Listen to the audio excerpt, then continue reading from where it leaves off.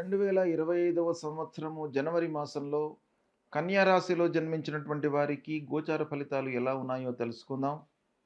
సూర్య భగవానుడు 4, 5 స్థానాల్లో సంచరిస్తున్నాడు, ప్రతికూలంగా ఉన్నాడు. కుజుడు ఏకాదశ స్థానంలో అనుకూలంగా ఉన్నాడు 21వ తారీఖు వరకు.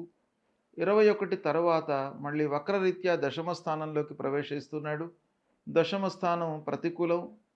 ఇక బుధుడు 3, 4, 5 స్థానాలలో సంచరిస్తున్నాడు. 4వ స్థానం అనుకూలంగా ఉంటుంది. 4వ స్థానంలో 4వ తారీఖు నుండి 24వ తారీఖు వరకు ధనుసు రాశిలో సంచరిస్తున్నాడు గనుక చతుర్థ స్థానంలో సంచరిస్తున్నాడు, అనుకూలంగా ఉంటుంది. గురు భగవానుడు భాగ్యస్థానంలో సంచరిస్తున్నాడు, అనుకూలంగా ఉంటాడు. శుక్రుడు 28వ తారీఖు వరకు పంచమ స్థానంలో ప్రతికూలంగా ఉన్నాడు, తదనంతరం 6వ స్థానంలో అనుకూలంగా ఉంటాడు. శనైశ్చరుడు 6వ స్థానంలో అనుకూలంగా సంచరిస్తున్నాడు. రాహువు 7వ స్థానంలో, కేతు జన్మస్థానంలో ప్రతికూలంగా ఉన్నారు. ఈ విధంగా గ్రహస్థితి ఉంది. అయితే ఓవరాల్గా చూసినట్టయితే కన్యా రాశి వారికి గ్రహస్థితి ప్రధానమైనటువంటి గ్రహాలు గురు, శని అనుకూలంగా ఉన్నారు కాబట్టి అనుకూల ఫలితాలు ఎక్కువగా ఉన్నాయి. కుజుడు ముఖ్యంగా 21వ తారీఖు వరకు ఏకాదశ స్థానంలో ఉన్నాడు. కుజ భగవానుడి యొక్క అనుకూలత ఉంది కనుక ఓవరాల్గా మంచి ఫలితాలే ఎక్కువగా ఉన్నాయి ఈ మాసంలో. అయితే తలపెట్టినటువంటి పనులను సకాలంలో పూర్తి చేయడానికై మీరు ప్రయత్నాలు చేస్తారు, అందులో సఫలీకృతులవుతారు. అంటే పనులు మీకు అనుకున్నవి అనుకున్నట్టుగా సకాలంలో పూర్తి అవుతాయి. వాటికి మీ ఎఫర్ట్స్ కూడాను అవసరమే. అయితే ఎఫర్ట్స్ పెట్టినప్పటికీ కానటువంటి సందర్భాలు కూడాను ఉంటాయి. అయితే ఇక్కడ మీకు గురు భగవానుడి యొక్క అనుగ్రహం ఉంది కాబట్టి సకాలంలో మీరు పనులను పూర్తి చేయగలుగుతారు. మంచి మనస్సుతో శ్రద్ధతో పనులు చేస్తారు. ఇక ఆదాయం విషయం ఆలోచించినట్టయితే రాబడి నిలకడగానే ఉంటుంది,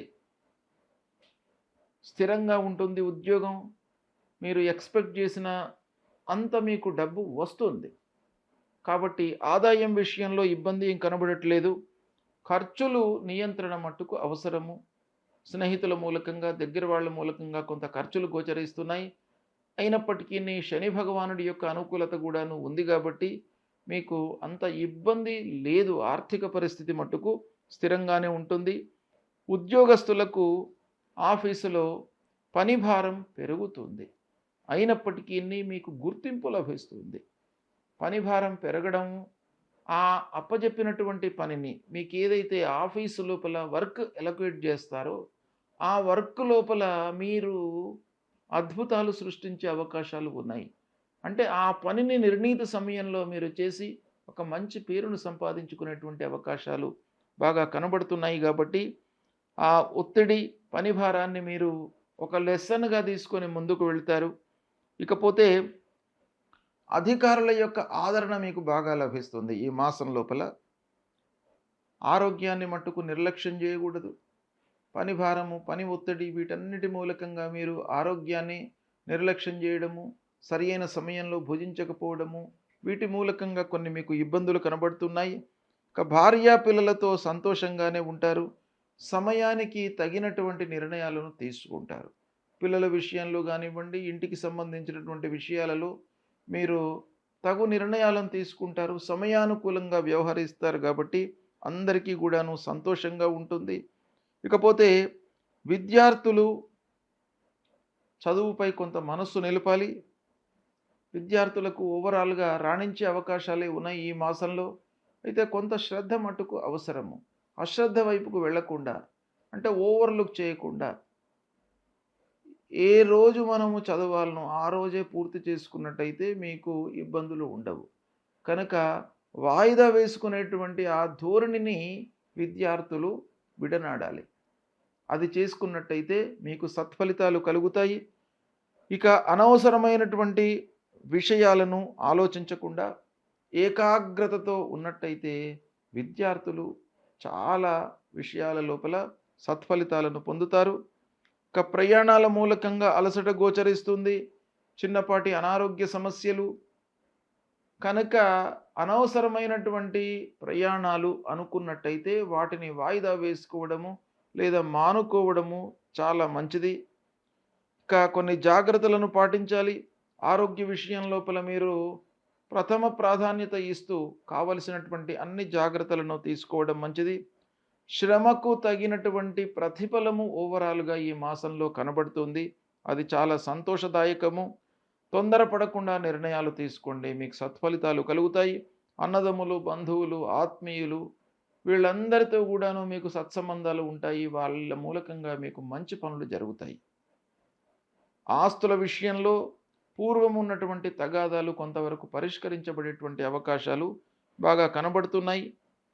సాహిత్యవేత్తలు, సంగీత కళాకారులు, వ్యాసంగంలో ఉన్నటువంటి వాళ్ళు, మీడియా రంగంలో ఉన్నటువంటి వాళ్ళు వీళ్ళందరికీ కూడాను ఈ మాసం బాగా కలిసి వస్తుంది. ఆదాయం పెరుగుతుంది. కొత్త అవకాశాలు వచ్చేటువంటి సమయం. దీన్ని సద్వినియోగపరుచుకున్నట్టయితే మీకు మంచి జరుగుతుంది. ఇకపోతే వృత్తి లోపల నిరాటంకంగానే జరుగుతాయి. కానీ మీ దగ్గర పనిచేస్తున్నటువంటి వాళ్ళే కానివ్వండి, లేదా హై అప్సే కానివ్వండి, కొంత మిస్గైడ్ చేసేటువంటి అవకాశాలు అప్పుడప్పుడు కనబడుతున్నాయి గనక కొంత జాగ్రత్తగా ఉండడం మంచిది. ఇక ముఖ్యంగా వ్యవహారము అంటే వ్యాపారం చేస్తున్నటువంటి వాళ్ళు పార్ట్నర్స్‌తో జాగ్రత్తగా ఉండాలి.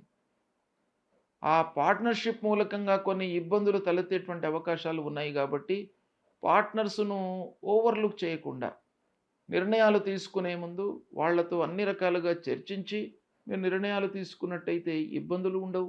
ఆ గ్యాప్ అనేటువంటిది ఏర్పడదు. కనుక అది ఒక్కటి మీరు జాగ్రత్త పడినట్టయితే వ్యాపారం ఈ మాసంలో సుగమంగా కొనసాగుతుంది.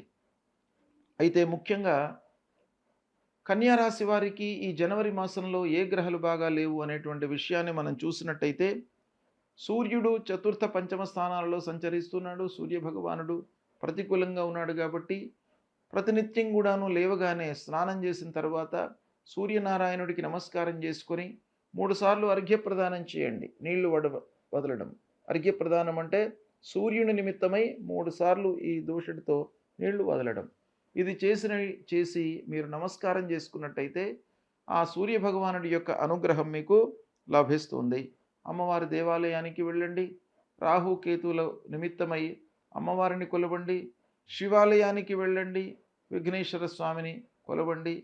ఇలా దైవ దర్శనాలు చేసుకున్నట్టయితే మీకు ఇంకా మంచి ఫలితాలు ఈ మాసంలో కనబడుతున్నాయి.